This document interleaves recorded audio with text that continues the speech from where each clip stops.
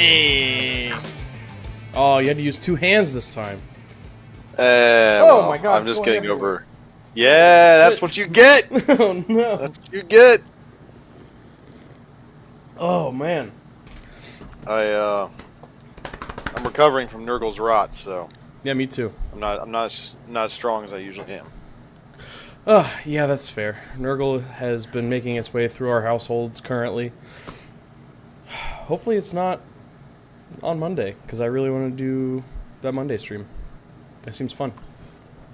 Yeah, what do we have on the schedule for Monday? Co-op horde mode, baby. Oh, right. Yeah. Yeah, what's up, Sean?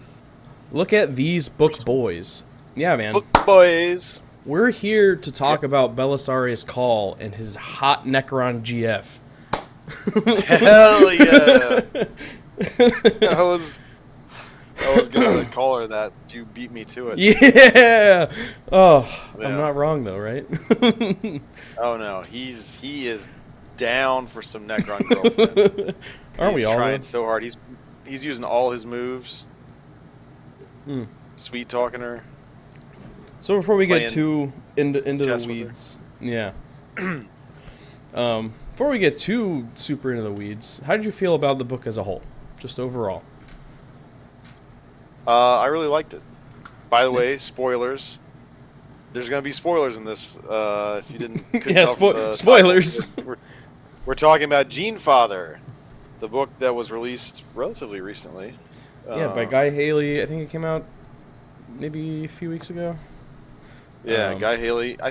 If I recall, I really should have taken notes on when I was reading the Horus Heresy on like what I really liked, and what authors I didn't like. But if I recall, Guy Haley is one of the authors that I think does a really good job. Yeah, I think he did a good job with this book.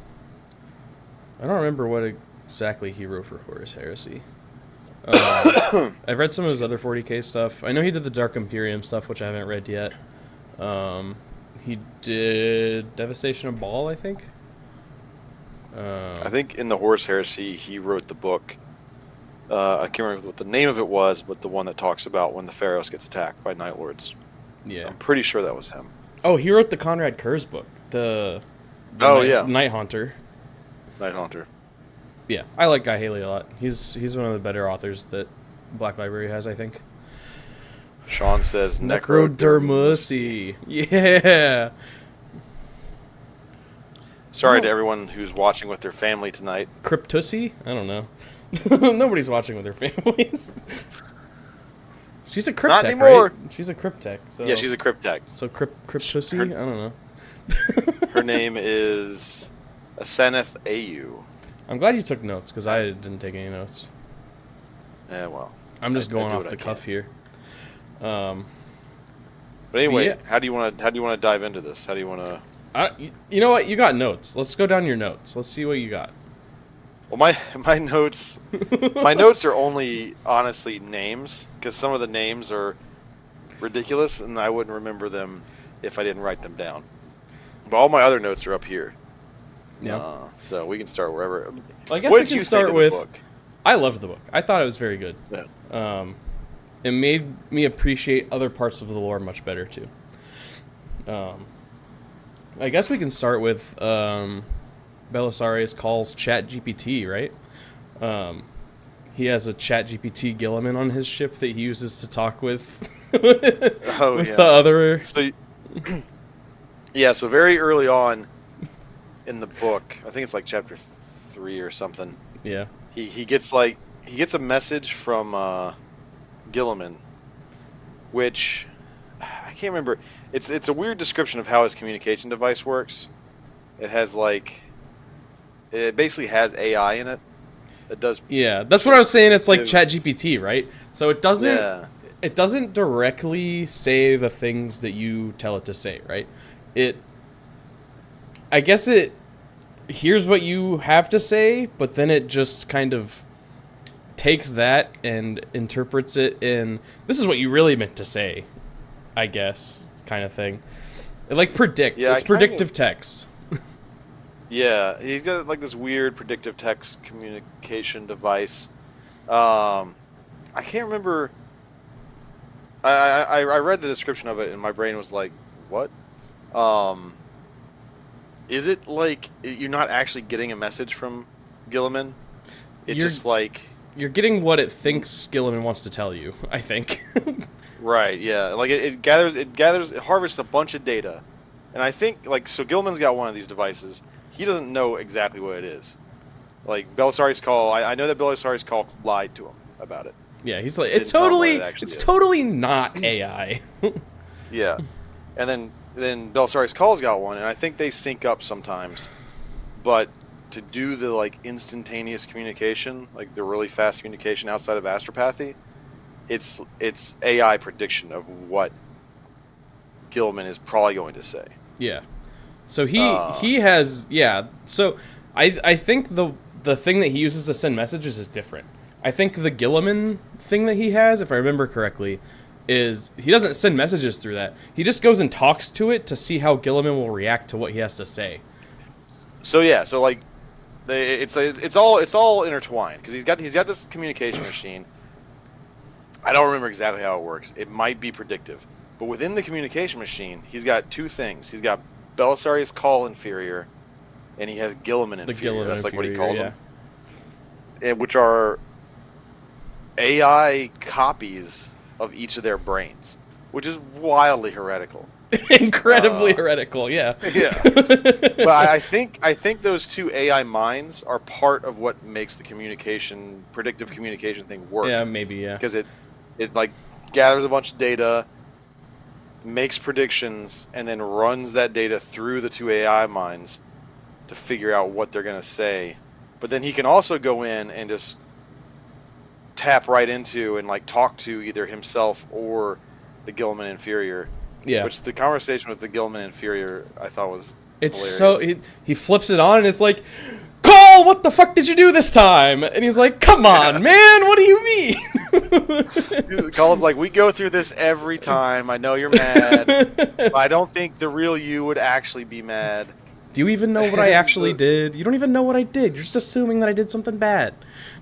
Yeah. And like he's got like this old like I can't remember exactly. It's basically described kind of like an old CRT screen that he has to pull out of his communication device that shows the Gilliman face.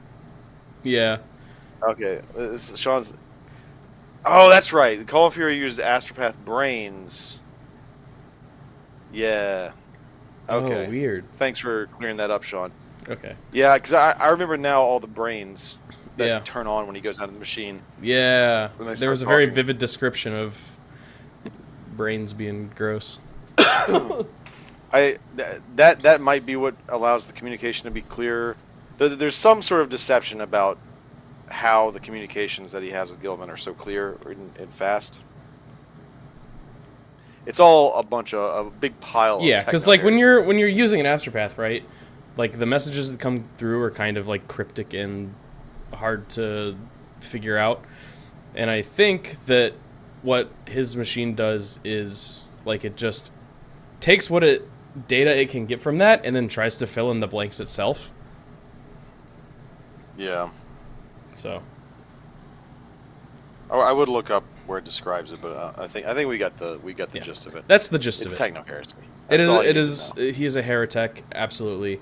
He spends the entire book denying, I'm not a heretic. I'm not a heretic. I'm just doing heretical shit for the good of humanity. Like no, he has some interesting justifications we'll get to later. Yeah. Speaking of communication, Alpha Primus. Alpha Primus is crazy implications, dude. Yeah, unless I misinterpreted it, he basically gets contacted directly by the Emperor. Yeah, that's what it seemed like to me. And I have that pulled up because it's. So yeah, let's talk about Alpha Primus as a character, because it's not just anybody that gets messages like contact from the Emperor, right? Yeah. Obviously something special. So, what do you think, based on the clues that we got, what do you think Alpha Primus is? So, I haven't read any of the other books. I know, I'm pretty sure he's in other books, and maybe some of the other books talk about his creation. But just based on what I know about him from Genefather and like a little bit of the internet, I am like, he's either like an amalgamation of Primarchs, like he's like a pseudo Primarch, like maybe not quite full Primarch, but like a demi Primarch or something, or he's just like gene seed soup of all the Primarchs in a really powerful Space Marine. So, what I kind of got out of it, right, is that he is like I think he is like a demi Primarch, and it uses like it's chimeric gene seed, I think, of all of the legions, it seems like. Plus, also, it directly uses Cawl's own DNA. Yeah. Which is why he calls it his son. Yeah, you learn about that, I think, later in the book. That's like at the very end. Yeah.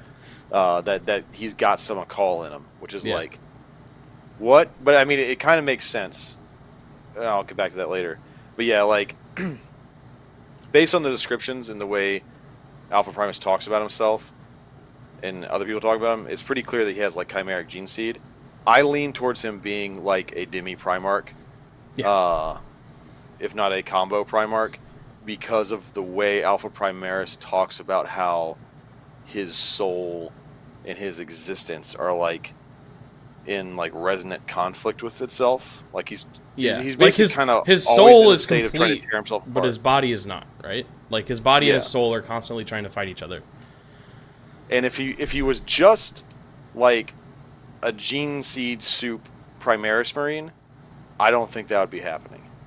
But if he is like pseudo Primarch, where he is not just a physical entity, he's like somewhat of some sort of warp entity like the Primarchs were, it makes a lot more sense. And also, like, when it seems to me like he is gene seed soup, but also all of the other Primaris Marines are too, because I think he was still like the base template for them. I think he's like better than them all. I think he's like superior to all of them. He is basically a demi Primarch, but like the processes used to create him seemed like it was also like he was the base template for creating Primaris Marines. They're just like more stable, tuned down versions of it. Yeah, I definitely think he is like a test bed for making Primaris. I don't think all the other Primaris are gene seed soup, though. Like, Alpha Primus is kind of like Cawl digging into all that research and technology and figuring out how it all works on, like, I'm trying to think of, like, a good example. On a prototype. And then he took that knowledge and then was able to discreetly and very efficiently make all the Primaris Marines. Because, like, Cawl talks about in other books about making different branches of the Primaris Marines with different sets of gene seed, and he has an argument with Guilliman about making Primaris Marines with Traitor Primarch gene seed. Yeah. And Guilliman's like, no, you can't do that. No, don't do that. Pretty sure Cawl just fucking did it anyway. I mean, yeah, absolutely. Look at the Sons of the Phoenix. If you need any evidence, look at the Sons of the Phoenix. The Sons of the Phoenix are not Ultramarine totally not Emperor's children. Yeah, they are not Ultramarine gene seed. I mean, anyway. With Alpha Primus, he like at the very end, it's I think his Bile is like, yeah, man, you got 1,000 Suns gene seed in you, homie. yeah, like he like Alpha explicitly Primus says has it. a mix. Yeah, Alpha Primus definitely has a mix, but I think he's. But for the rest of the Primaris, yeah. Yeah, he's like the box that Cawl just threw all the parts in and tried to figure out how to make them all work. Yeah, and then well, that's so like TJ in chat, models. Like he was definitely Cawl's attempt at making a Primarch. I think at some point he like explicitly says that, or it's like heavily implied because he talks about how he'd been trying to create Primarchs, right? And then you have Alpha Primus, who is obviously like fucking batshit insane powerful. Yeah. So it's like, to me, He's it's not like, like yeah, a that's normal it's Marine. kind of like pretty much spelled out that Alpha Primus is Cawl trying to make a Primarch, but not quite getting there just yet. Part of me, we'll get into it, I guess, a little bit later when we start talking about what happens at the end of the book. But I think there's ways for him to get that done. But we'll see. But yeah, Alpha Primus is really cool. I don't know exactly how he connects back to the rest of the Primaris Marines. I think he was just part of like unlocking understanding of how all the different gene seeds worked. He just did it all on a single prototype. Yeah. Okay. It'd be like if you sense. have like a bunch of different types of paint, and you're like, I don't know how these work. Like I've got acrylic, I've got enamel, I've got 20 other fucking types of paint, and you're like, I don't know how to paint with these, so I'm gonna take this one Marine, Put them and I'm all gonna on paint the one all Marine. these paints on them, and figure out what I like about each one, or like color schemes, I guess is a better way to put it. That's fair. Like I don't know which color scheme I want to do, so I'm gonna make one Marine that has like sections of every color scheme and see which one I like painting. And then he made the Primaris from that. Is kind of how I see it. That's a good way to put it. Yeah, that makes sense. But anyway, yeah, because like when the Emperor contacts Alpha Primus, he's like curious but also like disgusted, and it's kind of like, what the fuck? Like, what are you, man? You're gross. You're grody. Yeah. Yeah. Alpha Primus is very cool. I do hope that we get a mini of him at some point, but I'm not gonna get my hopes up. I'm sure we'll see him in more stories in the future. Because I don't know. There's a lot of. It'll be interesting to see if he is adversely affected by some of the things that happen in this book. Not to jump ahead, but yeah. They talk about like the Sang Primus Portum a lot, right? Yes, the Sang Primus Portum. I never really figured out like exactly what it is. What is so? What the Sang Primus Portum is some sort of device that has perfect copies of all the Primarch's genetic information. Like it's like their template, their gene seed and their template. So you can like make gene seed for any of the legions out of that. Got it. Okay. Which is why it was so intriguing to Fabius Bile, because like most of the Chaos Marine legions, their gene seed is corrupted by chaos, and is like it. I've read in a lot of places that it's unusable, but I've also read in places that Chaos Marines inject chaos corrupted gene seed into people to make new Chaos Marines. So I don't know which one is more true than the other. There's probably like a grayscale sort of gradient of that, but in general, Chaos Marines have to steal gene seed. That's kind of like a staple. Yeah. Of the universe. Right. Night Lords have a stable gene seed though. Pow, pow, pow, pow. But so like, but if Fabius Bile got the Sang Primus Portum, then he could go to like Iron Warriors and be like, hey man, you want to make some actual Iron Warriors? I can make that happen for you. Here's some Iron Warriors gene seed. So that's why it's so valuable to him. And I think Abaddon, like Fabius mentions in the book a couple of times, Abaddon is like breathing down his neck to like do that, like get good Marine production. It was like each side has their like big dude looming over their shoulder, right? So like Cawl has Guilliman looming over his shoulder about, hey, we need help with like rolling out the Primaris Marines program, and also the like Blackstone pylons or whatever they are. Oh yeah, they want to test out the Blackstone pylons. Yeah.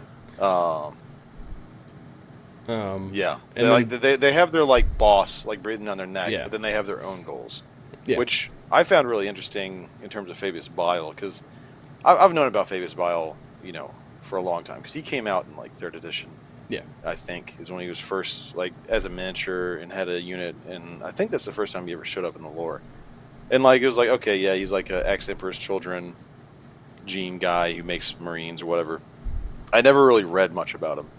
And it's fascinating because in this book, he talks a lot about like his big goal is to stop chaos, which is interesting.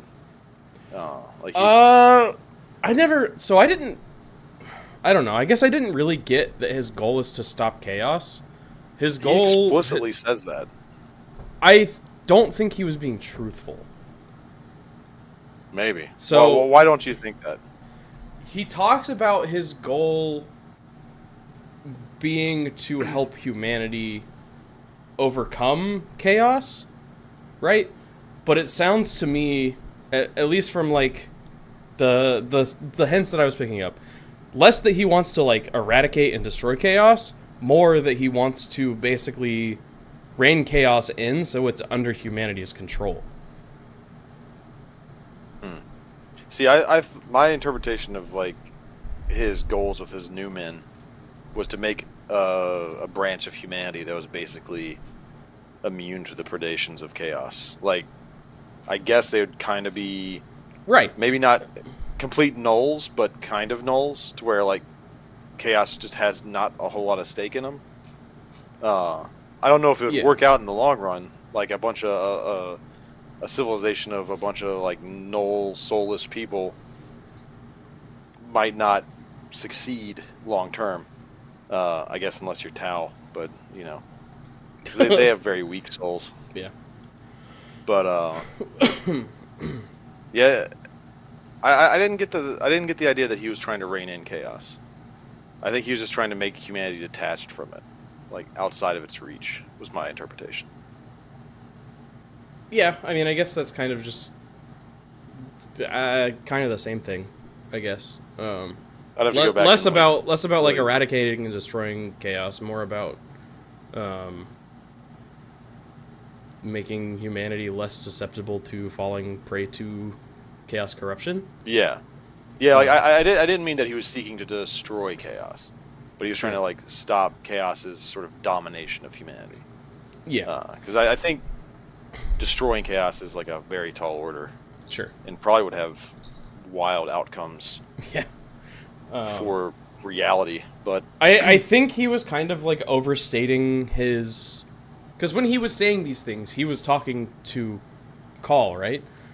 Was it Cawl? Yeah, I think mostly when he was talking about it, he was talking to Porter, which is his like new man assassin lady. Yeah. There was like, one point where he was like directly talking to Cawl, and he was saying things like, I want to just help humanity, and I just want to make sure that we can keep chaos under control, kind of thing. Yeah, we have like the same goals, so to me, that's like he was just saying that shit to like convince Cawl to work with him. Well, in that specific instance, this is jumping ahead a little bit, but in that specific instance, he admittedly, like by his own admission, that whole like spiel he gives was a distraction. Yeah. Like he was distracting Cawl and never had any intent of working with him. So that part take with a huge grain of salt. That's fair. But some of his other comments, like he has asides with Porter where he's like talking about, you know, what he's doing, his goals and stuff. And if I remember correctly, he talks about how like he wants to make humanity free from like the influence of chaos, essentially. Yeah. Are the new men just like fucking monsters? So the beastmen that are with him are not like actual new men. I know there was the beastmen, but there was like Porter, and then there was one other one I think that was there still. I don't remember. It was like at the beginning, like when we were first introduced to Bile.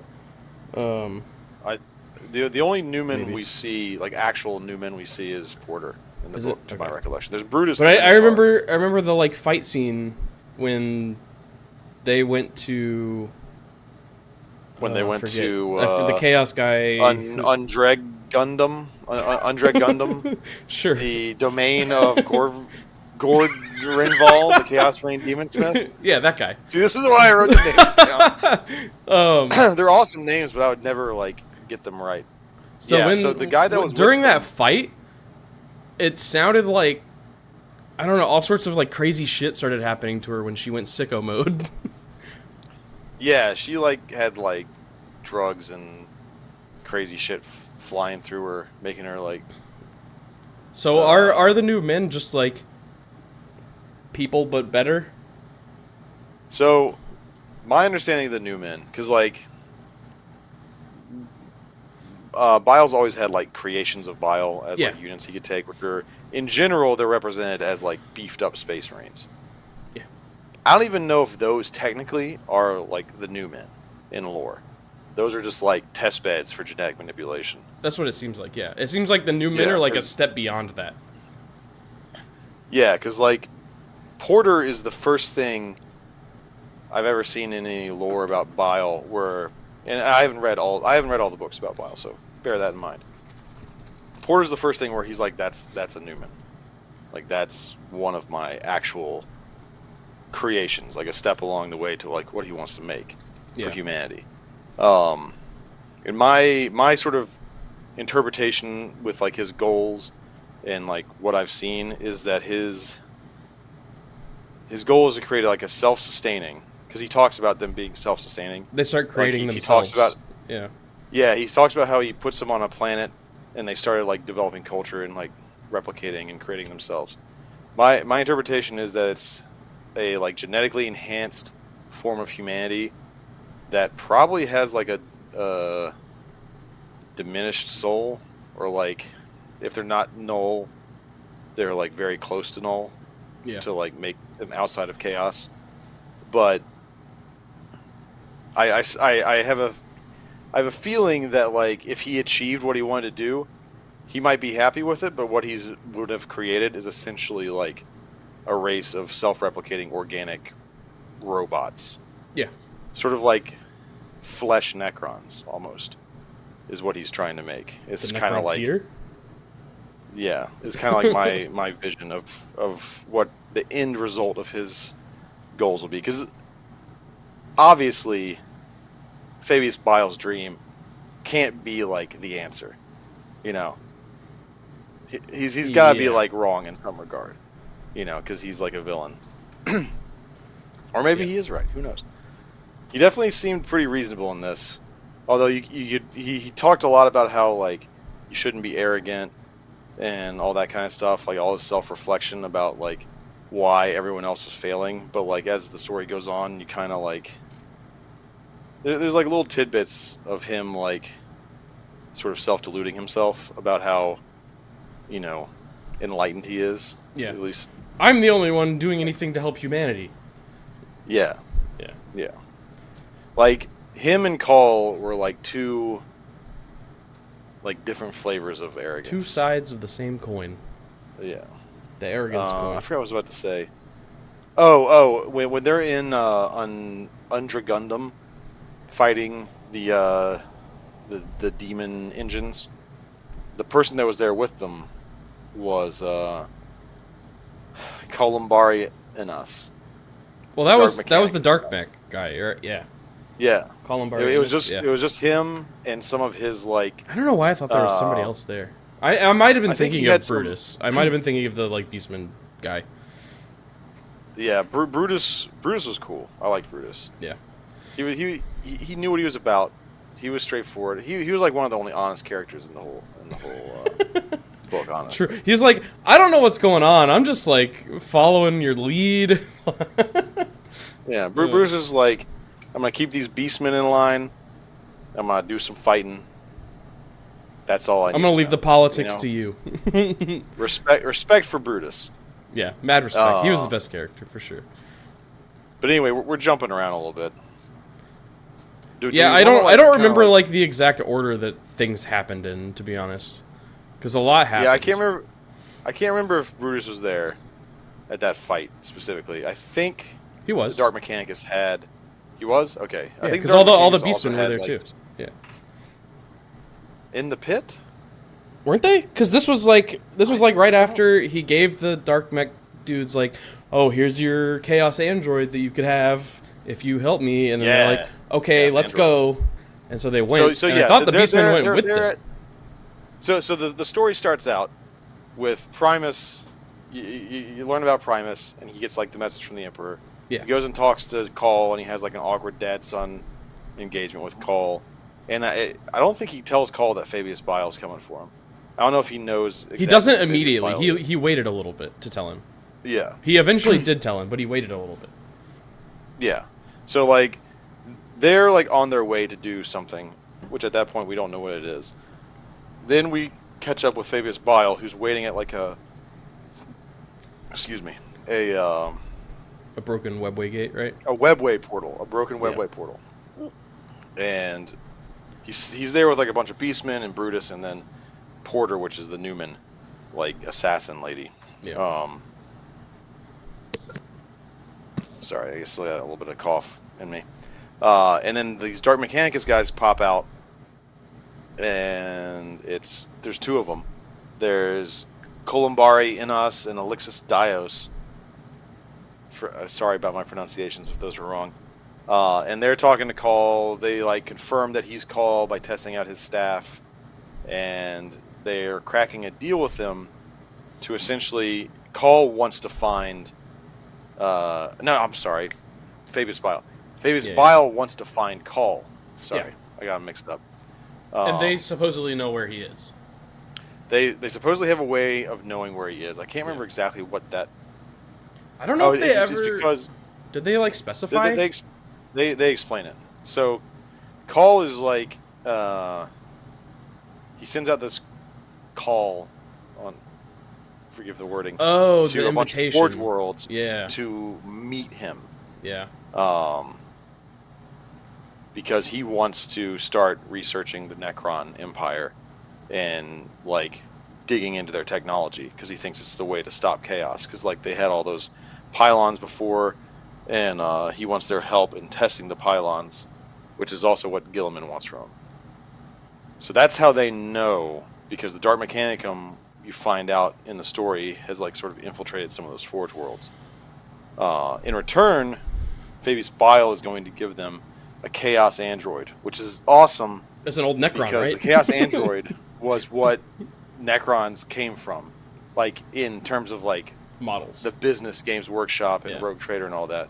Necrons like were originally just called Chaos Androids. Yeah, it was originally called Chaos Androids. There were no Necrons, and then they eventually decided to make Necrons.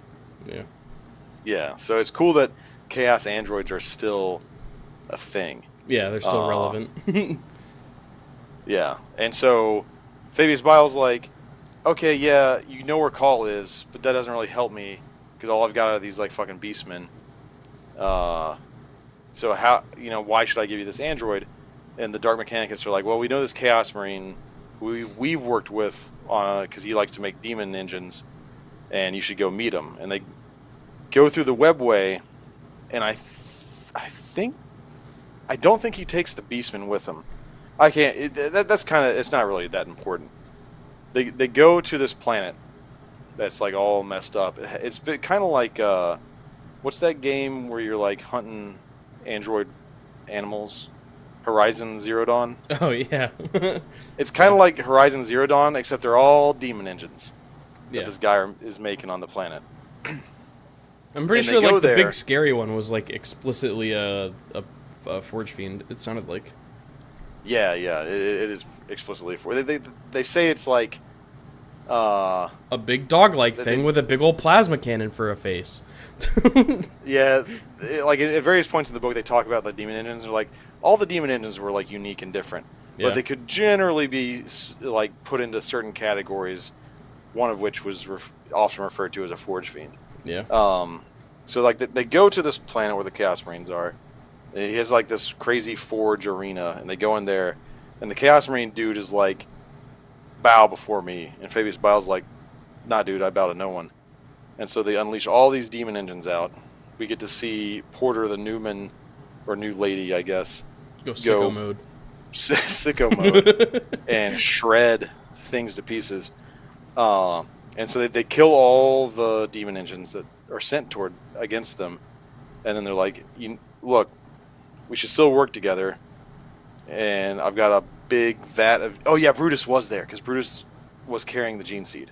My bad. Yeah. You're right. Yeah. Brutus puts down this refrigerator full of gene seed, and the Chaos Lord's like, "Oh, fuck yeah, boys." It's a little more eloquent than that. But anyway, only just barely. only just barely. That's basically what happens. Like all the other Chaos Marines who were like at attention come up like, oh, holy shit, we can crack some cold ones. So they recruit these Chaos Marines, and they set off to go intercept Belisarius Cawl, who is like he's meeting up with all these Forge Worlds, and at that point in the story, we flash over to the Forge World. This is when we meet Frank, right? Akatran. Akatran with Frank. Yeah. We meet Frank Gamma 87 Nu 3 Psi. I'm glad you got his full name down. Yeah, otherwise known as Frank, spelled with an E. He's essentially like a Magos that's working for the Inquisition, working for Cahin Kui, Inquisitor Cahin Kui. I don't think that's exactly right, but it's CEHEN-QUI. How would you say that? I mean, I listened to the audiobook, but I can't remember how they said it. Oh, yeah, you listen to audiobooks. It all happens in my brain. For a lot of the, like, Mechanicum names when I'm reading these, like, 40k books, I don't, like, in my internal monologue, I don't, like, actually say anything. I just recognize, like, the data, like, Sure. the number sequence, you know. It's just, you know, I prefer to think in binary. But yeah, so they meet. Frank goes to these Forge World people, because this is one of the Forge Worlds that's been called by Cawl to come meet him, and he's trying to convince them essentially that Call's a heretic. And they're like, we don't think so. He's the, like, prime conduit of the Omnissiah. We think you're a traitor to the Mechanicum because you're, you know, working for the Inquisition. You got a lot of flesh on you. We don't really trust you, but you're going to come with oh no, he's like, I'm going to come with you anyway because I'm with the Inquisition and you have to deal with it. And they're like, fucking fine. And that group of Mechanicus people has one of my favorite arc Magoses, which is basically The one that's just just a box. Yeah. Yeah. It's an angry, dogmatic box with tentacles. He becomes a recurring character. Yeah, Lector Dogmus Calisparis. Yeah. Which the Lectors in the Mechanicum are like the ones that are like the priests, kind of, if I remember right. They're like the religious figureheads. I also like that one of the guys was just a comptroller. Yeah. I thought that was funny. Just the fat guy on spider legs. He's like, I'm Magna Comptroller Sisterius. And then their leader was Anaxerxes. He was pretty cool. He's like a giant. I liked him a lot. Battle centipede dude. Yeah. Who's just taking no shit from anybody. But anyway, so the Inquisition guy meets up with the Mechanicum. Everyone starts converging on this place called Pontus Avernus, which is like, it's basically Pontus like Avernus a is map. really cool. Yeah, it's like a hex map in space, trapped between three fighting stars. That is like an old Dark Age of technology colony. It's all based around hexagons, and there's these weird field generators and pyramids and stuff. And the Mechanicum is like, they're like digging into it. They don't really know exactly how it all works. And I can't remember if there was a reason why Cawl picked that as the place they were going to meet. I think it was the interference coming off all the stars would make it harder for them to be detected. Something like that, yeah. Yeah. But also, I think it was kind of just like because of what it was historically, right? Oh, that's right. Yeah. So I don't because know if it was like the way that I understood it, right, is it was historically a like meeting hub, like a neutral ground for a bunch of different intergalactic races, including humanity.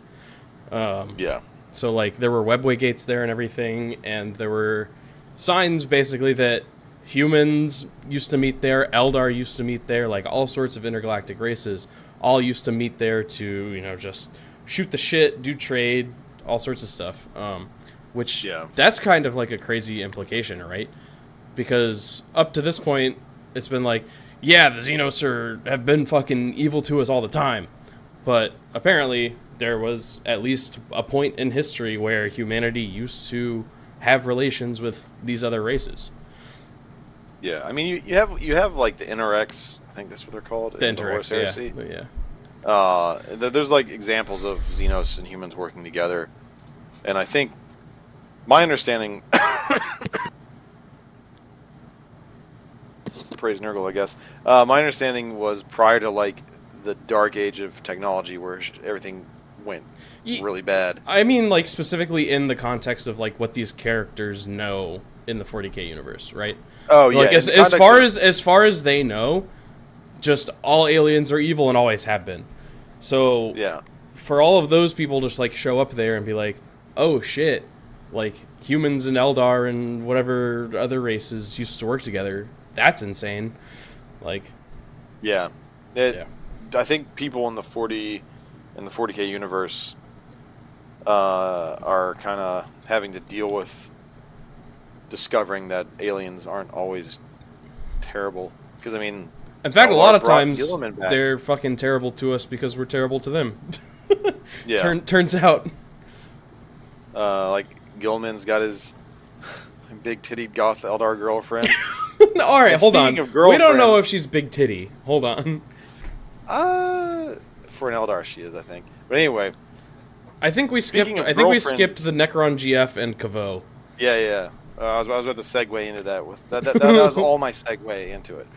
So, while Cawl is traveling to Avernus, Pontus Avernus, whatever you call it, we discover that he's got this Necron Cryptech in like stasis that he plays essentially regicide with, like Necron regicide with scarabs, which is kind of crazy. Well, so it was kind of cool the way they described it, right? They were originally just playing regicide, but they were both too good at regicide that they had to keep making up more and more batshit rules. And eventually it came down to they started playing it with Necron scarabs, but like they would hack into it with their weird mind shit, have like a miniature battle of wits inside the Necron scarab, and then based on whoever won, it would do something. Yeah, like it was crazy. To move your piece, you basically have to hack the piece while the other person's trying to counter hack you. Yeah, and you know, it was cool. You don't spend hours upon hours coming up with a whole new game with somebody and not have some connection. Like, you know, dude, I think Call's gonna. She was playing hard to get. She was definitely playing hard to get. She was playing coy and hard to get and making death threats, and at one point even tried to kill him. Almost killed him. That's all. Yeah. That's all part of the game. That's dating, you know. Look, if you haven't tried to kill your significant other at least once, what are you doing? Is it even real love? Yeah. So I mean, that all ties into Call's goal in the book, like the goal that he talks about a lot in the book, which is like trying to get the Necron technology working to essentially stitch up the Cicatrix Maledictum, whatever the fuck. The what? The Cicatrix Maledictum. The Cicatrix Maledictum, yeah. Suckadix Maledictum. The Suckadix Maledictum. Sorry, my throat is like really dry from the flu, and like saying certain things, it's hard to get the pronunciation out. Sounds like my kind of lady. Sounds like my kind of lady. Yeah. Yeah, welcome, Alex. You came in right at a good point for some weird words. Like Suckadix Maledictum. He's trying to. He's trying to the Cicatrix Maledictum. He's basically making Necron staples out of Blackstone to close off the gates to chaos. Yeah, and he wants a Seneth AU to help him. He's like, look, I'm a machine, you're a machine. Let's do this thing. Let's do it like they do on Discovery Channel. Yeah. And she's like, fuck you, no, I'm better than you, you're a worm. I'm going to crush you, I'm going to break out of here, I'm going to kill you. Cawl has a humiliation kink. Yeah. In the meantime, they keep playing their chess game. Like, she still plays the game with them, which is like, if she really hated him, she would just not play the game, right? Well, it sounded like this had happened a bunch of times before. She had just like tried several different ways to kill him and break out, but every single time she tried, like he had some kind of contingency in place to prevent that. And so Like a box of chocolates. something, dude. It's like apparently this has happened a bunch of times, and at this point she's just like can't figure out what the fuck to do anymore. I don't think she'd. I didn't get the idea that she had broken out previously. No, not that she had broken out, but that she had tried. Oh yeah. She was trying to break the bonds that she was in. Yeah. But had not succeeded, and was just resigned to being in her coffin. Yeah. But anyway, so that's happening. I don't want to jump ahead too much. So there's a little bit of a storyline with a knight guy in this, which is not terribly consequential to the plot. I feel like we should talk about the Caveau stuff, right? Yeah. I was about to get to that, but yeah, there's a little bit of knight story in there. It's kind of cool, but it's not terribly important to the plot. Like Maven Tyrannus of House Tyrannus. It was kind of cool, yeah, because it was kind of cool. It was a good look about how, like, what a knight pilot experiences while they're piloting a knight. Yeah, like the ghost of his grandpa or his great grandpa is like screaming at him, saying like, "You suck, get good, you suck, idiot." Yeah, and he has go a big, fight, pussy. There's a big fight he has. Not terribly important to the plot, but still cool. So it was a nice like part of the story. But anyway, let's talk about. Hold on. Where's his name? Friedrich Adam Silip Caveau. You got the whole name. Hell yeah. The whole fucking name, buddy. So did you like know who Friedrich was before? I did not know who Friedrich was. I haven't read any of the previous books, so I'll let you talk about him. Friedrich was basically from like the beginning of Cawl's like scientific career, I guess. They were partners. Well, that's a like complex topic in itself, but we'll get to that. I know. But Caveau was like his partner, and they always talked shit to each other all the time, right? But like at the end of the day, they were best friends. I don't, for the life of me, I can't remember how Caveau actually died. Got shot by somebody, I can't remember who. If I remember right from this book, I could be wrong by this. I seem to I have an inkling that like his first death was somehow Cawl's fault. Like it Cawl definitely was somehow was responsible, and so Cawl feels really guilty because Cawl, like when Cawl like first set off to do all sorts of his all of his crazy shit that he does, he took Caveau with him. Caveau didn't want to go, but he's like, "No, you got to come with me. You're my partner." Blah blah blah. Like we do everything You're my together. BFF. You're my best friend forever. Yeah. Yeah. So, as someone who hadn't read any of the previous books, the way we are introduced to Friedrich Caveau is there's like this sort of flurry of like memories that you read about, and then he basically drops out of a tank covered in goo and calls there, and he's like, "Hey man, good to see you again. You're Caveau number 89. Yeah. And I've brought you back to life again." And Caveau himself is like, "For the love of the Emperor, stop doing this. Let me die. I hate this." And Cawl's like, "Oh, you'll get over it." So Cawl is like cloning him, and he's like mostly machine at that point. If I remember correctly, like at the beginning, a lot of the Caveaus were like not even just made from a bunch of robot parts. Like they were just fucking Frankenstein monster creations. Yeah. And then at some point it started shifting more towards like servitors. He would, I think, like lobotomize people and then try to put Caveau's brain in there basically. And then now he's basically it's an AI robot thing. Yeah, because my understanding was that he like kind of similar to how he has the imprint of his own mind and Gilliman's mind. He's got like an He's got an imprint of imprint of Kavo's Kavo's mind, mind. Yeah. which is still somehow tied to his soul. He might. Does he have Kavo's actual brain? Yes, I think so. And he's like imprinting his brain into new bodies and like trying to changing the formula because like his goal is to fully resurrect him. Yeah. Which is a crazy thing to attempt. It's fucking insane. Doing it once, let alone 89 times. Yeah. Because like my interpretation from what I read was like the Kavo 89 has some of his soul in it. Like it's not just like a servitor. Yeah, honestly, like the concept of fucking souls is a little bit lost on me in the 40k universe, but yeah, it's very obfuscated. In everything I've read, in general, like if a mortal dies, their soul goes into like the Imperium, and basically gets broken down to its, constituent parts.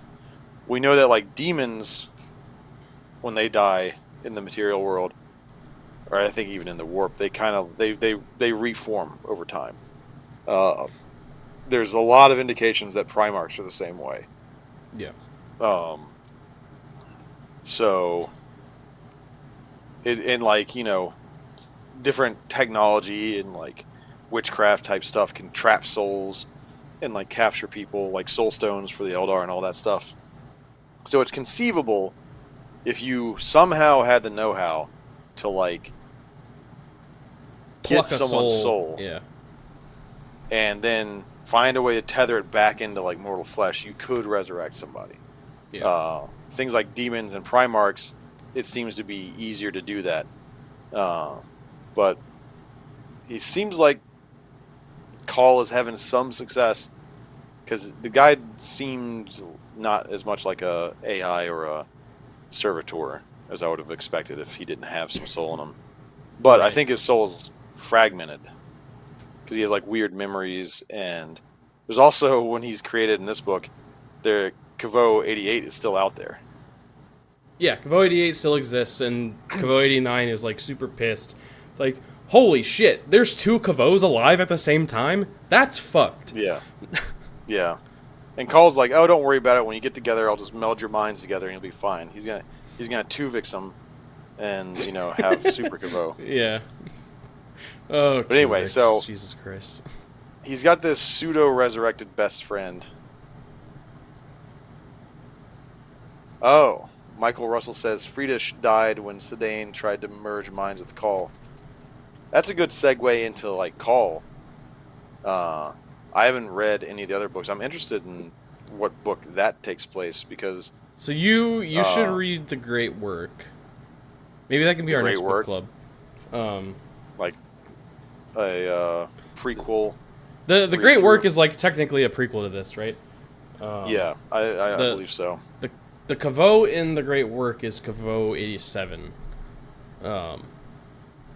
But it gets into a lot of like Call's history, a lot of the history of that relationship between Cawl and Kavo, and it talks about the like Ezekiel Sedaine stuff. So for those of you who don't know, Ezekiel Sedaine was a scientist who worked on the Space Marine project with the Emperor way back in the beginning of the Imperium. Yeah. And I'm interested by what Michael's talking about, because from reading just Genefather, my understanding was that like we learn about Cawl, and he's talked about as being sort of like an amalgamation of multiple minds. And then Fabius Bile is reminiscing about meeting Ezekiel Sedaine when he was becoming an apothecary, because Sedaine was like one of the guys who first taught the first apothecaries in the legions. And from this book, I sort of had the understanding that Sedaine's mind was part of Belisarius Cawl. Like, So he was in there somewhere. it seems like Cawl is not one person. Like, Yeah. Cawl is a bunch of the greatest minds that have ever existed in the Imperium, like, smushed into one dude. Yeah, because he talks about, like, activating and adding minds to his, like, Well, he has, current like, awareness. the like, different personalities. Yeah. But, like, even just beyond that, like, his core mind, I guess, is, like, comprised of a bunch of different people's brains. Yeah. Like, he's an amalgam of multiple people. And based on this book, I thought Sedaine was one of them, which explains, Sedaine, yeah, is one of them. to a large extent, how he was able to do, like, the work on the Primaris, like how he has that knowledge beyond just having the Sang Primus Portum. Yeah. Like, if he has the minds of one, maybe more of the scientists who originally made the Space Marines, it makes sense. And If I remember correctly, Ezekiel Sedaine is, like, the main brain. Like, he is Belisarius Cawl. like, basically. he's the foundational layer. Yes. If And then I'm the remembering minds. correctly. It gets a little weird. But if I'm remembering correctly, yeah. I'll have to read the great work. Yeah. Because that stuff's really fascinating to me. It makes Belisarius Cawl a better character in my mind now that I know more about him. Whereas before I thought he was just like some tech priest. Yeah. It makes what he's done make a lot more sense to me in the lore. Also, I think that whole amalgamation of minds thing is some aspect of, like, that existence is what he gave to Alpha Primus, because Alpha Primus is like an amalgamation as well. Yeah. And Cawl talks about how part of him is in Alpha Primus. I think that whatever allows him to be what he is also what allows Alpha Primus to be what he is. Yeah. So. I agree. But yeah. What was next? So that's kind of the Kavo stuff. Yeah, I like Kavo as a character because he's just so done with everything. Yeah. And he's just okay, fucking kill me, please. I don't want to be here. He's basically like, yes, this shit again. Yeah, been there, done that. Yeah. So and then there's Oswin. Oh yeah, Oswin. Was Oswin in any of the previous books? No, dude. Oswin freaks me out. I don't like him. Yeah. He freaks me out a little bit. So when Cawl is like, Call's got like all these Mechanicum people on his ship, the Czar Quasidor, which is this massive Ford ship. It's pretty much empty at this point, except for a bunch of Mechanicum people. They're like going over their plan to meet at Pontus Avernus, and they're talking about how like they don't know the terrain very well, and it's like kind of tricky terrain. And this little dude comes walking out. He's like, "Hey, I'm a cartographer. I wasn't supposed to be in this meeting, but I invited myself, and I have a map of, Pontus Avernus." And he's like real upbeat, and he's like, "Yeah, I just know some stuff about this, and I could be helpful." And they're like, "All right, whatever. We don't care. Just tag along and don't cause trouble." And he kind of hangs out with the part that freaks me out the most, right, is he shows up and he starts like talking about, "Oh, I've got exactly the map that you need and all this shit," and everybody's like, "Who the fuck are you?" Like nobody knows who this guy is, right? Yeah. Considering like how stringent that like they do checks on like crew loyalty and stuff or whatever. He's like not on any of the crew logs. Nobody knows who the fuck this guy is or where he came from. He just shows up and he's like, "I have the map that you need." Cawl runs a kind of looser ship than most people, I feel like. Yeah, but I still feel like everybody that is on board that ship, like, they would know, right? Yeah, you would think. And then, like, so, not to jump ahead too much, but he, like, bums around with Caveau for a bit, like, Yeah. calls, like, hey, you strange cartographer guy, and Caveau, and then, like, there's another Mechanicum guy who basically just fucking loves his combat robots, and he's kind of like an RC car enthusiast. He's just like, wow, look what my shit can do. They go on sort of an adventure, and like Caveau, who has like lived multiple lifetimes, is this veteran of like combat and stuff, is like they get into these situations where he's like freaking out, and he's like, oh shit, this He's like, sucks. we shouldn't fuck around with this. Nope. We shouldn't fuck around with this. We shouldn't be here. We could all die. And through all of that, this like little green cartographer guy's like just completely unfazed by it. Well, people keep calling him. People were like, keep calling him Magos, and he's like, I'm not a Magos. Don't call me that. Yeah, he's like, I don't have any credentials, and I'm totally unfazed by all this crazy technology and combat, and I'm surviving it all with just my little pistol. So I saw a theory that Oswin is Trazyn the Infinite. That would be fucking wild. He just showed up and he's like, all right, what kind of weird shit is Cawl up to today? And I kind of love that, actually. Yeah, it would kind of make, because like I've only I read like the interaction between Trazyn or some of the interaction between Trazyn and Cawl during the like Siege Acadia. Yeah. And Trazyn kind of did strike me as kind of like he's kind of for a Necron. Have you read Infinite and the Divine? Curious. I have not read Infinite and the Divine. Maybe that's our next book club because I love that book. Okay. That shit's really good. But yeah, long story short, Oswin is sus as hell. Oswin's very sus. Likely is Trazyn. I bet that's an interesting theory. But anyway, they get to Pontus Avernus. They land. There's a bunch of talk about like the terrain and how it's like all these ruins under swamp, sort of. And they get to a pyramid, one of these like shield generating pyramids, and they have like this conference between all the Mechanicum forces that showed up, which is like there's the people from Akatran that came with Frank. Yeah. That we talked about before. There's Metallica, and then what was the third one? Do you remember? Not off the top of my head. I don't think it was like one of the like Codex Forge Worlds. But anyway, there's 3 Forge Worlds there, and they have like this kind of weird trial against Belisarius Cawl for like his techno heresy that Frank is trying to accuse him of.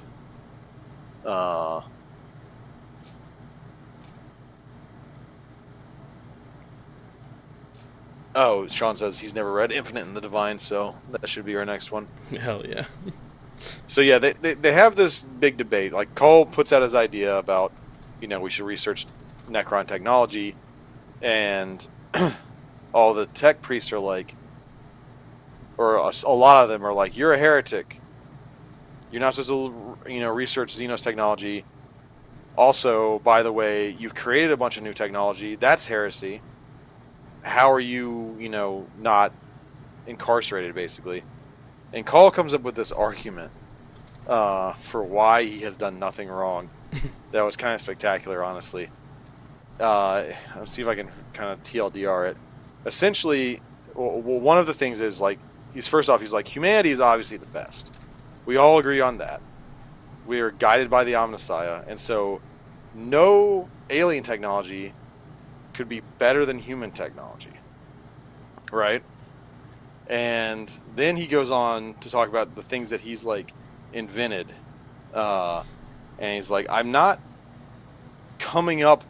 creating new techniques. Yeah, I'm using the techniques that were already used by our ancestors to rediscover things that they would have made. Yeah, is the way he puts it. It's like, they would have done this if I didn't do it.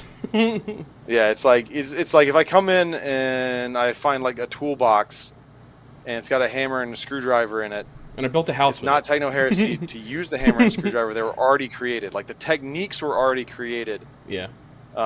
For science to build these things, and I'm just using those techniques. I'm not making new techniques.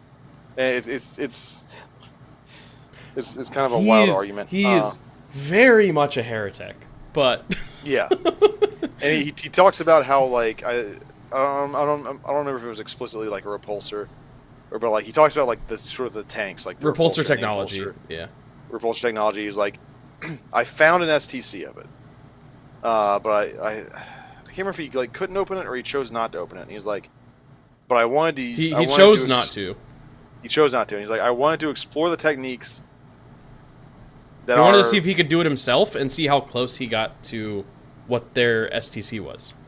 Yeah, he says like I wanted to see if I could use their techniques to build essentially what they would build, and he justifies the fact that he hasn't done anything wrong because he invented essentially repulsor technology, and then he cracked open the STC and he was like, and they were the same. Yeah. I invented the same thing they invented, and therefore I didn't invent anything. Yeah. So when I'm inventing, I'm not actually inventing anything.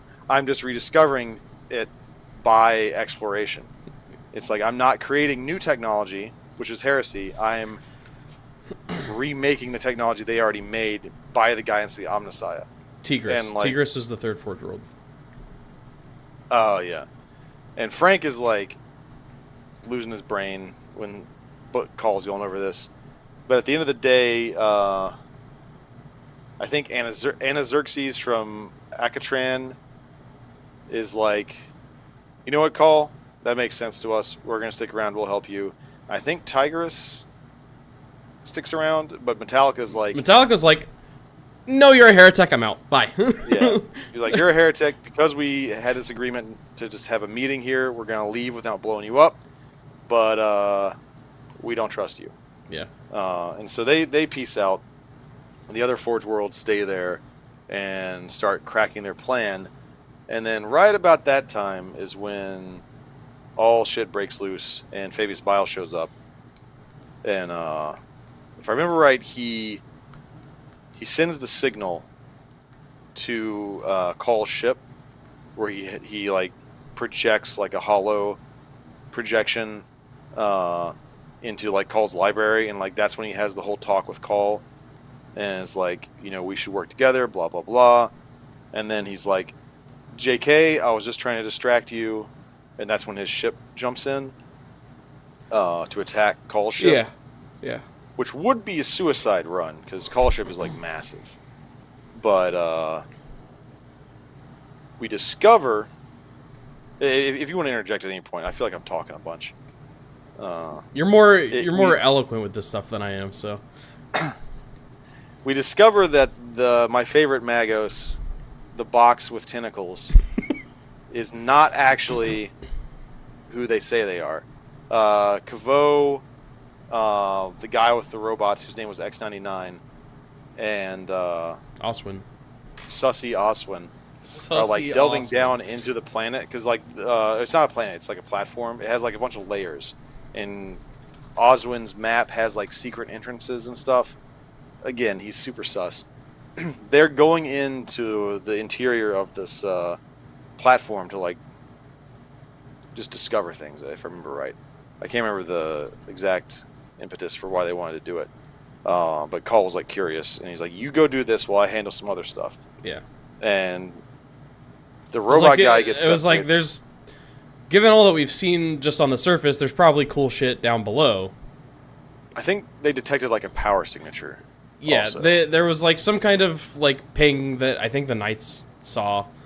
And they were like, yeah. Hey, that's weird. And Call was like, yeah, that is weird. Yeah, so Kavo, Sussy Oswin, and X99 are going down there. X99's robots are too big at chonks, so he's like, I'm going to go find another way. So it's just Oswin and Kavo delving down into it. And they run across the box with tentacles, just romping down there inexplicably. And they're like, well, what the hell is she doing? And they follow her to like a webway portal, and then the box pops open, and who jumps out but Elixir Dios, which is one of the heretics from earlier. And that's how they infiltrated the Forge Worlds. The heretics were like posing as like an Archmagos of Akatran. That's how they knew where Cawl was going to be. And this is the part that is kind of sketchy for me. I don't remember. So what happens is Kavo and Osman go down there and confront her as she's opening the webway portal for a bunch of like Dark Mechanicum troops to come through. And then she grabs Kavo. Oh, okay. So yeah, so there was an energy signature. I think it was a trap. It was a trap because they need Kavo to bring down Belisarius Cawl's ship, if I remember right. Because she hacks into Kavo's mind. Because Kavo, in Belisarius Cawl's efforts to resurrect Kavo, he has like these mind links set up to transmit the data from his brain that he's experiencing back to like his brain imprint on his ship, so that Kavo always has all his memories. You remember that part? That's yeah. That sounds right. And somehow they know about that because it's part of their plan. Because what she does is she hacks, and it's basically kind of like a back door into the ship's systems. And she gets into Cawl's ship like that and shuts down all the defense mechanisms. And that's what allows Bile, who's jumping in, to not get blown out of space by Cawl's ship, and also get into it and infiltrate it without much resistance until he's on board. So I think the energy signature, I can't remember exactly the circumstances of why they went into the secret passages, but I think it was set up by the Dark Mechanicum to lure them down there because they knew. I think, if I remember correctly, which I probably am not, Cawl had like seen this signature, but he told them to go down there to just do some exploring. He didn't tell them why he was sending them down there. Yeah.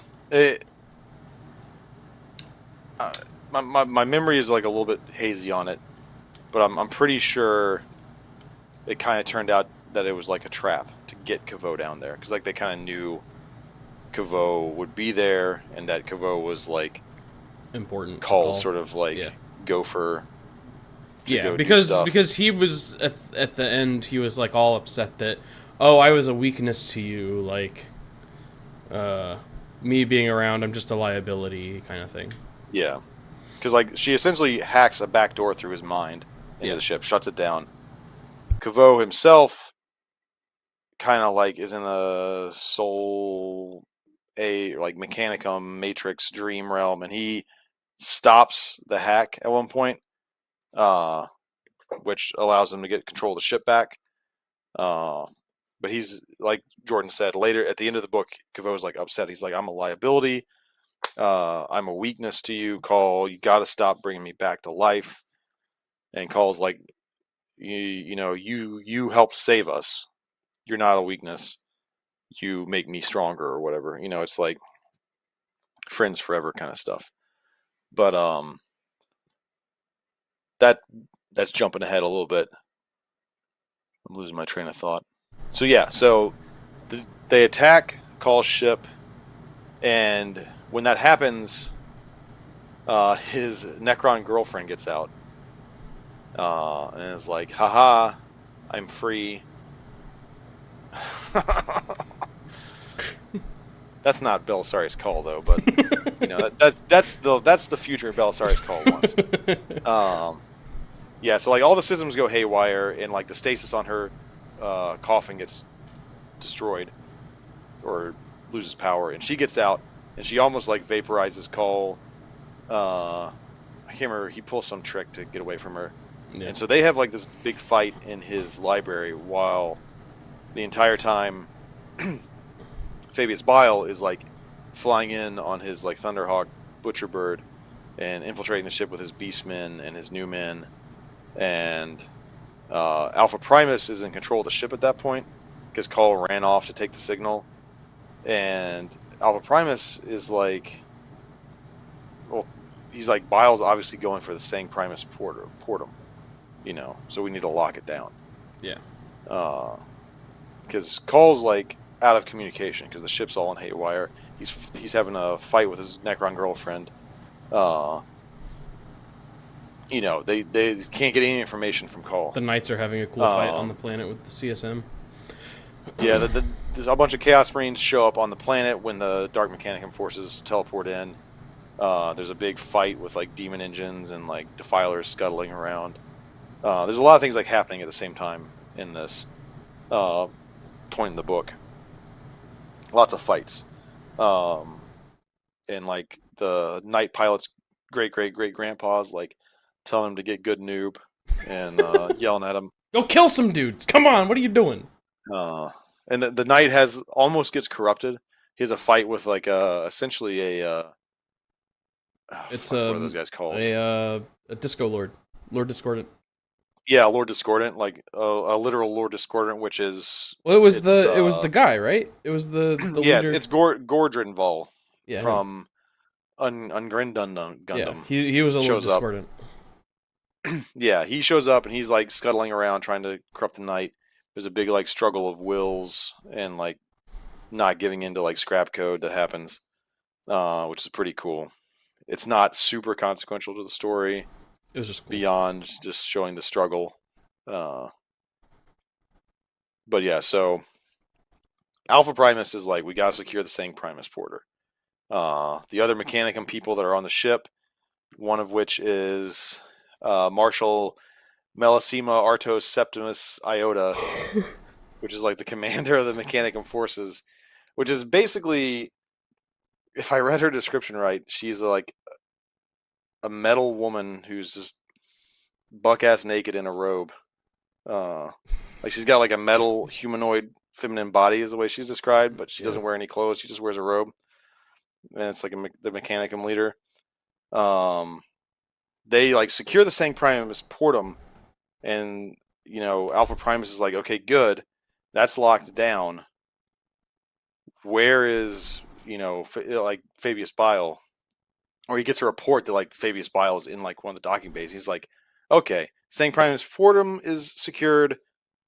I'm gonna go kill Fabius Bile because he's like a arch heretic, and I friggin' hate him. And I'm Alpha Primus. I'm like a badass. And he charges off to go get Fabius Bile. Around that time, Belisarius Cawl has had his domestic dispute with his Necron girlfriend and has blown her head off. She's not dead. She's just decapitated. She's just a head now. Yeah. She's just a head. She starts like regenerating, I believe, but he like puts her back in stasis. Yeah. And he's gonna patch that up with her later. But around that time is when Kavo mind hacks the Dark Mechanicum person and stops her hacking of Belisarius Cawl's ship. He comes out of his like fugue state and is back underneath the planet or the platform in the like webway chamber. And then luckily for him, that's when X-99 shows up with all his cool toys and they start blasting. And then that's also a point when Sussy Oswin pops out from behind a pillar and is like, wow, this is a lot of fun. I'm not scared at all of all this crazy shit that's happening, and I'm also somehow still alive.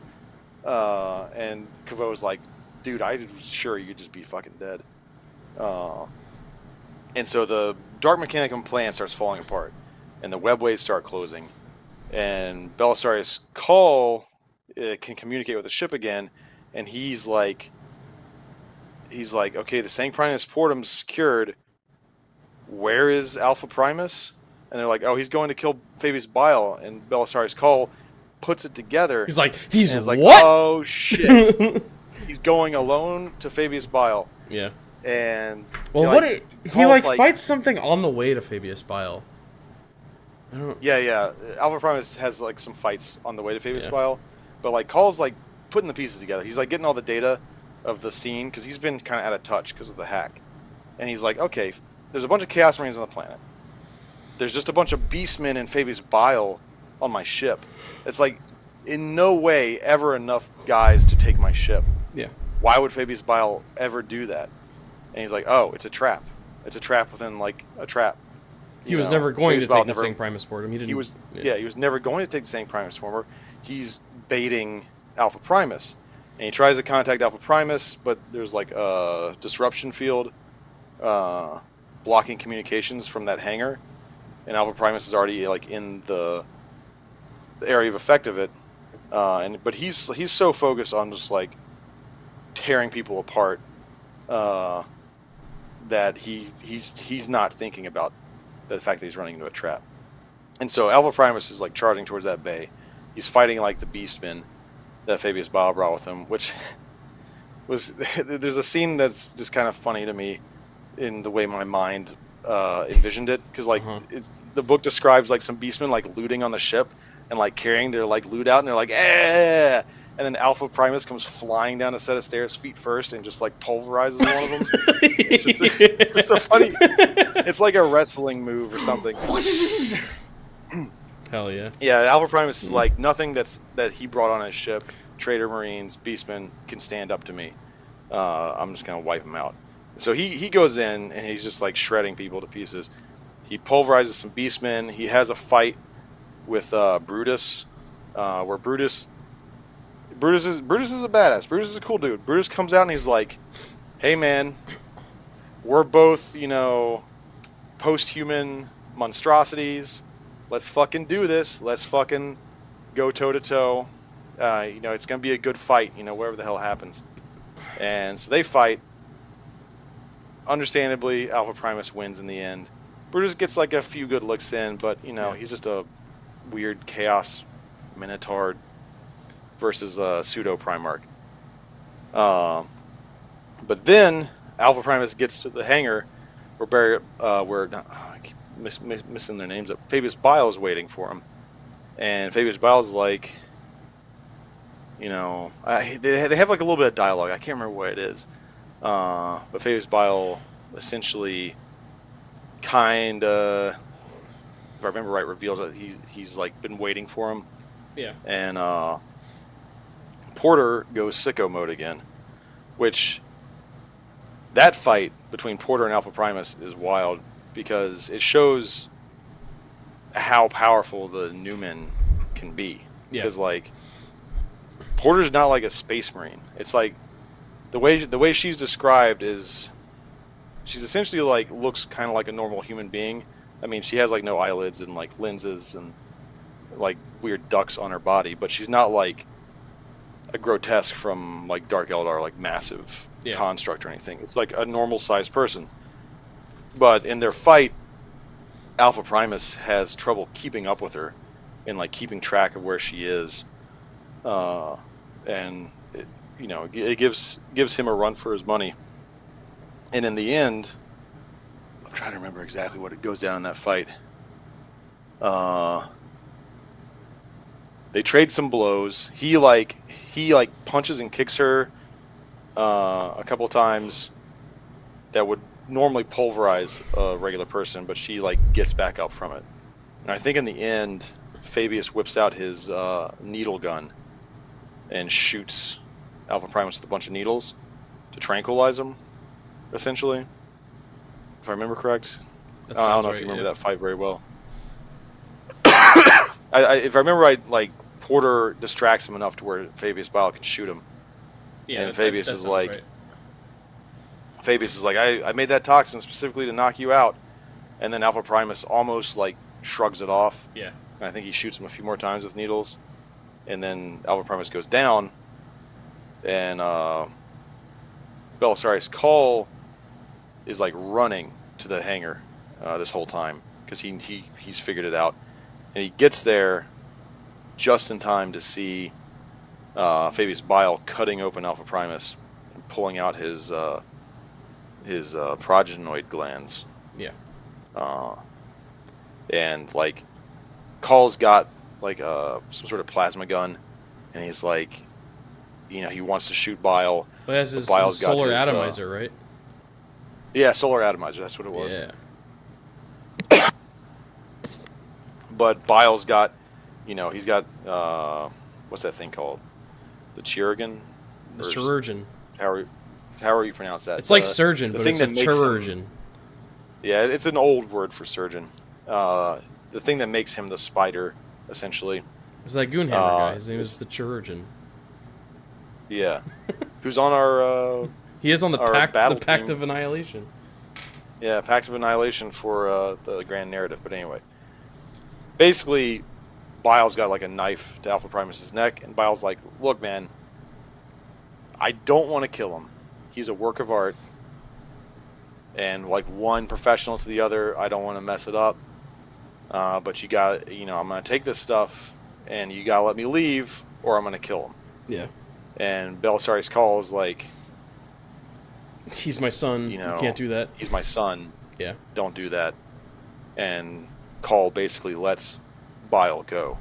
Yeah. I can't remember. There was some sort of dead man switch that he left in Alpha Primus, so that when he was flying away, they couldn't just shoot him out of the air. Yeah. So basically, Fabius Bile gets away with the gene seed glands created from the Sang Primus Portum, which, as far as I understand it, is essentially equivalent to having the Sang Primus Portum. He might have to do like a little bit of work to make it usable. Like it's not quite as good, but for someone like Fabius Bile with his genetic knowledge, Yeah. he's basically got the gene seed for all the legions. Assuming means, that Alpha Primus is like chimeric of all the legions. Yeah, assuming that's true. He's got Alpha Primus's gene seed.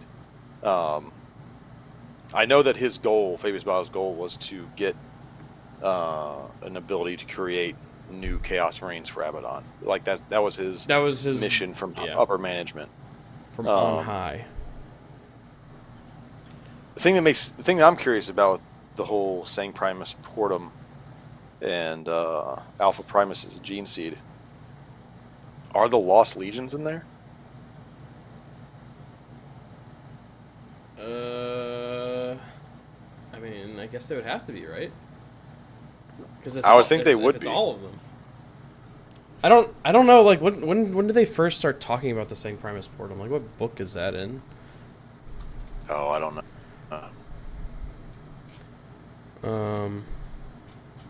Let's see. This is copies of all the Primarch DNA. Yeah, I mean, I don't know. I would assume that it probably does. I would think the Lost Legions would be in there because, like, yeah, we know like very Lost Legions. I know there's like two names for them. It's like the Lost and the Damned. No, not that. It's not the Damned. There's names for them that are like the closest thing we have to a hint about what happened to him, if hint at all. But yeah. My understanding of the lore is that there wasn't like an inherent problem necessarily at the base level with their gene seed. Like it wasn't like it was still decent gene seed. It just, for whatever reason,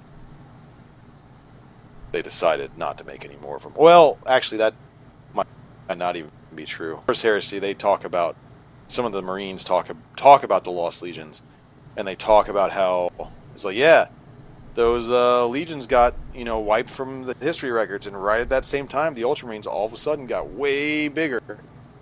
So, there's like always been hints that they used at least like some of the genetic material or whatever from the Lost Legions. So like presumably they're in the Sang Primus Portum. Yeah, I would think so.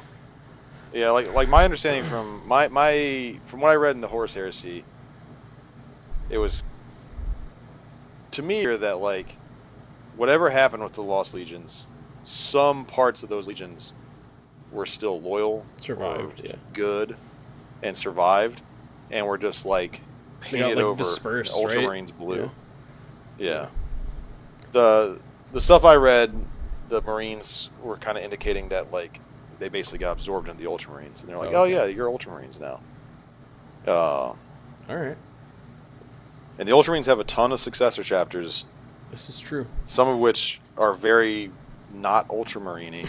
So I don't know, but anyway, Fabius Bile gets away with his goods.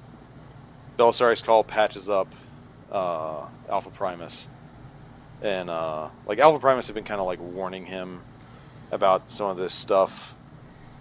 He'd been getting potentially kind of like happening. premonitions over the course of the book. Yeah. Like, hey, some And fucked up Cawl shit's had about been to start happening. Yeah, Cawl had been kind of dismissive to Alpha Primus's warnings, and Cawl doesn't admit guilt. In any He doesn't situation ever. say, yeah, he Cawl never says like, yeah, I was wrong about that. Yeah. He always spins it in some way, being like, I think he tells Alpha Primus like, you may have had a point about some of this stuff, and like how I should have handled some of this. Yeah. And Alpha Primus is just like, son of a fucking bitch. Yeah, you don't say. Yeah, so I'm trying to think if I'm forgetting anything. I kind of just like rambled through the whole book. I hope it was coherent, or semi-coherent. Yeah. So yeah, Kavo that's when Kavo is like, I'm a liability, and Belisarius Cawl is like, no, you give me strength. You helped save me. He puts his girlfriend's head back in her casket, and she's really pissed, and he's like, I hope you can see now that we should, be boyfriend girlfriend. She's like, you're gonna die. But he's like, I'll keep working on you, and he shuts the casket and puts her in stasis. I'm trying to remember. Oh yeah, so I think the very last thing in the book is the Dark Mechanicum people, because they slip out through their webway portals, and some of the Chaos Marines get away. We don't know for certain, but it's kind of implied that Gore Drinval gets away, because his like weird like demon engine mount is still there, but he's not, and they like kill the demon engine mount. But the Dark Mechanicum, they get the Chaos Android, and they're like, so we completely didn't mention who the Dark Mechanicum were. They're the disciples of Null, which is a reference to Soda Null, which is one of the people who worked under Kelbor Hall during the Horus Heresy, which Kelbor Hall was the Fabricator General of Mars, got corrupted by scrap code, started the whole Martian Revolution during the Horus Heresy. So she's like a big, bad Dark Mechanicum person. She tried to help Malagurst bring back Horus. It was involved in like all kinds of crazy Dark Mechanicum shit. But she died at some point. But the disciples of Null, they get this Chaos Android body, and they're like, okay, now we can do the ritual to bring her back, and we have an appropriate vessel for her. So they're gonna like bring back this Dark Mechanicus person and dump him into a Chaos Android, which is fucking rad. Cool, dude. It's given me. I've always wanted to create a Dark Mechanicum army for 40k, and then the idea of like you're getting more and more of the pieces. Yeah, like I've got ideas to convert like whatever like the highest HQ for a Mechanicum army is. Get Cawl? like a Chaos Android type model, and did you say Cawl? I mean, he's the highest HQ. Yeah, I mean non-named character. Yeah. Make like a Chaos Android Dark Mechanicum person, But yeah, so that's. I can't remember where Cawl and his faction leaves it.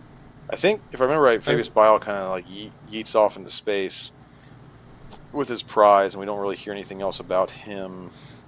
I thought the last thing that we heard about Cawl was like him putting his Necron GF's head back, and that was kind of that.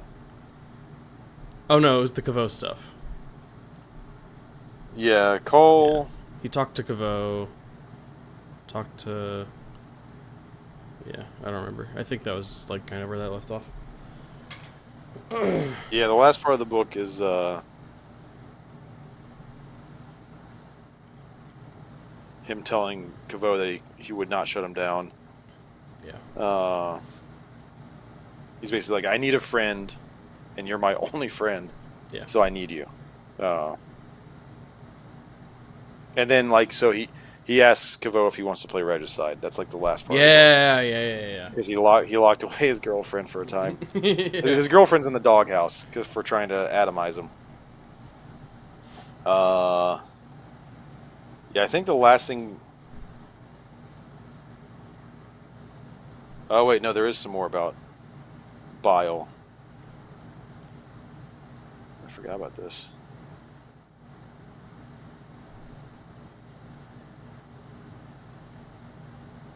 Oh yeah. There is one more thing about Bile, and a part that introduces like one of my favorite characters that I've discovered in 40K. We get a little snippet about Bile going over the data from the glands that he got from Alpha Primus, and he's going over them with his buddy Petros the Bazor, which is a Chaos Marine dedicated to Slaanesh, who has made a vow to Slaanesh to try every intoxicant in the galaxy. He tries every drug, yeah. He tries every drug in the galaxy, and he's like hungover when he's working with Bile, and Bile's like, dude, are you okay to do this? And Petros is like, yeah, man, I'm fine. You know, I'm suffering some consequences for my last drug, but that's why I'm wearing my like mask. So if I puke, it just goes into the hose. Oh no, it's just like I remember that. Yeah. And like you know, he's like he's really amped to like work on this stuff. I don't know, the idea of like this like Chaos Marine Slaanesh apothecary who's just always going constantly on benders, fucked up. but he's still talented enough and excited enough that someone like Fabius Bile wants to work with him, despite the fact that he's like puking and hungover all the time. Yeah. That's just a fun character. I don't know. I love him a lot, even though we have like a very small snippet of him. Yeah, that was fun. Yeah. Bile's like, you promise not to vomit on anything? And he's like, that's why I'm wearing my respiration mask. And Bile's like, yeah, okay. Yeah, that's gross, but sure. Yeah. he's like a perpetual college student, you know, constantly staying up too late, but still getting his work done, you know. Yeah. As someone who spent 12 years in college, I just kind of vibe with that whole mood, you know. I vibe with puking. Let's see, is there anything we missed? We hit like all the big points. Yeah, there's some interactions with the other Forge worlds. They're kind of like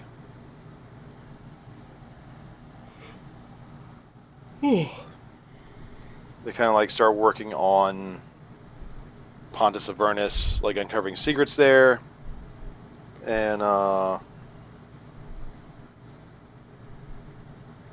guess it's a little ironic that my Cawl model is painted in Metallica colors, huh? yeah, not lore accurate. Apparently. I'm trying to glance at what note Cawl left it with the other Forge worlds. I don't know. It was something like, yeah, we'll be in touch. Metallica, fuck off. Yeah. Oh yeah, that's right. So it's at the very end that Metallica's like, fuck this. Yeah. And the other two are like, we'll work with you contingent on agreements for like information and data and tech and such, and things such as. Was that a Wendigoon reference? Yeah, that one's for some of our friends. But anyway, that's Genefather in like a very ramshackle and probably. We'll figure out as we do more book clubs. We'll figure out a better structure for these. Yeah, I felt like I was just rambling like a lunatic, but it's a good book. You should read it if you haven't already. Absolutely, it's a very good book. The thing we glaze over the most, I think, in this book review, was how well Guy Haley does in sort of like showing the personalities and the thought processes of the characters. Like he develops them very well. Yeah. Like they feel like living characters. I kind of felt like Bile was a little weak. Like, to me, he kind of felt just like I don't know. He's like a Bond villain almost. Bile was a little underwhelming. Yeah. Cawl was written very well. Yeah. I feel like we got more insights in the Cawl than we did Bile. Definitely. Yeah. Bile is kind of just like monologuing for a lot of it. When You we're like, when sly he's like, dog, you got me monologuing again. yeah, like when he's hanging out with Porter and everything. But Yeah. yeah, I don't know. I'm hoping that we'll get more Bile in the future because I liked his character. I I wouldn't be liked his shocked if we get motivations. another Cawl versus Bile sequel to this. Yeah, I need to go back and read the Great Work, and I think there's another Fabius Bile book that's not that old that came out. I'll have to look into it. Yeah, I can't remember what it was called, but yeah, there was not that long ago. I think it came out around the time the like War of the Spider stuff was happening, the Psychic Awakening. Yeah, I don't remember. but yeah, it's a good read. It's a fun read. I read it in basically a day and a half, but It I'm took a also a little very longer fast reader. because I only have audiobooks. Can't do normal books. Um, Uh, but yeah, we'll do more book clubs in the future. We'll figure out a better structure for them. We were just kind of shooting the shit and rambling on about all the cool stuff that happened in the book. yeah. If you have a book Oh, that you guys want us to do next, let us know. and if they make a book about Petros the Bezor, we're reading that one. Definitely. uh, yeah, I guess that'll probably do it for us. Yeah.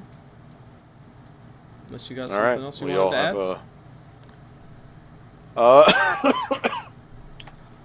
sorry. Was that it? Trying to Was think that if what you there's wanted to anything add? That's what I wanted to add. I'm trying to think if there's Okay. anything else in the book that like jumped out at me that was really cool. Um, yeah, I don't know. It just touched on a lot of cool things. I like Primarch lore and weird hidden knowledge in 40K. I like Dark Mechanicum. I like it was cool seeing sort of the little dive into Mechanicum politics and how they handle things and how weird some of the Mechanicum people can be, Yeah. like boxes on tentacles. Um, yeah, We've already been I going don't for a really have while, anything but else to add. yeah, the was one thing that we also did kind of gloss over, which maybe they'll get to in future books too, is that kind of the implication that Abaddon is working on a counter Primaris, like an anti-Primaris project. So Oh that's yeah, kind of cool. We talked about it a little bit, but like I feel like that's kind of a big implication, but we don't really have any information about it at this point besides he's doing it. And Fabius Bile's yeah. kind of in I charge. mean, the fact that Fabius Bile getting the Sang Primus Portum information through the glands from Alpha Primus could wind up with Chaos Marines getting better Chaos Marines. I don't know if I really want them to like make Primaris Chaos Marines, but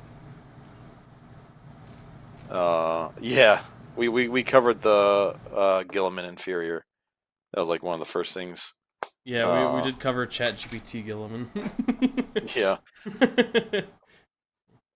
uh, Uh, yeah, that was fun. I would like to be there when Gilliman finds out about that if he ever does. But Yeah, you won't be happy for sure.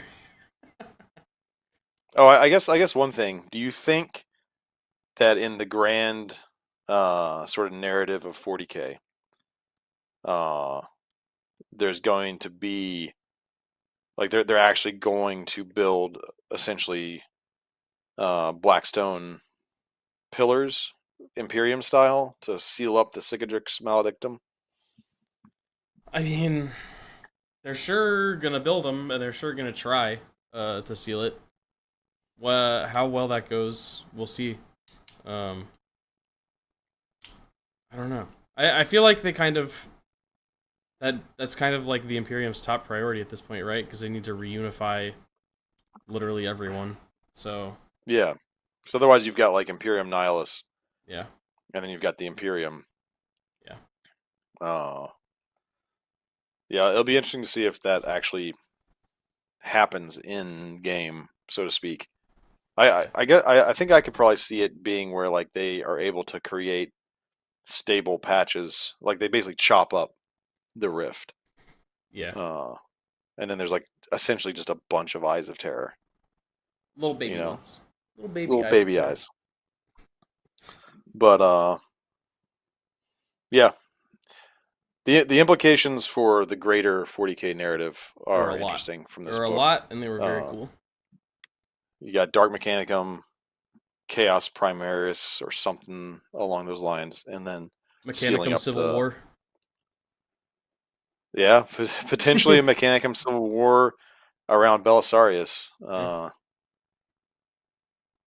So Yeah. yeah, check it out, read it. It's a good read. We'll let you know what we're gonna read next. We'll maybe have a better format, We'll less actually structure it out. scatterbrained. We'll structure it out. Yeah. Yeah. Thanks for watching. Give us a little like, a little sub, if you wouldn't mind. Helps us out a lot. And we'll see you guys next time. Oh, wait, Check what? us out Monday. On Monday! Oh, yeah, and next weekend, we're going to be at the Grand Narrative in Atlanta. So if you happen to be over there, say hi. Hit us up. Catch you guys later.